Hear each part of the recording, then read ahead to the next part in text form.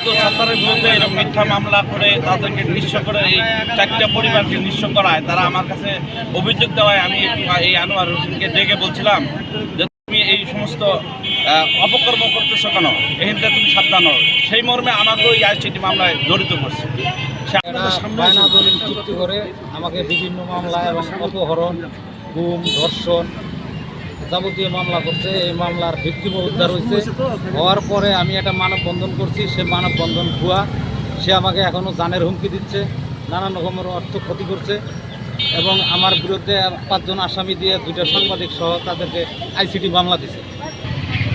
এই আনোয়ার হোসেন অর্থাৎ ফ্যাসিস্ট সরকারের দোসর, সেই ফ্যাসিস্ট সরকারের দোসর এখনও কিন্তু তার অবস্থানটাকে পরিবর্তন করেনি। এই 5 আগস্টের বিপ্লবের পরেও সে বিভিন্নভাবে তাদের উপর হুমকি ধামকি দিয়ে আসছিল। এরই প্রতিবাদে এই আব্দুল সাত্তার একটি মানববন্ধন করে এলাকা অবশ্যই সাংবাদিকতার পরিচয় দিয়ে এই মানববন্ধনটি প্রচার করে।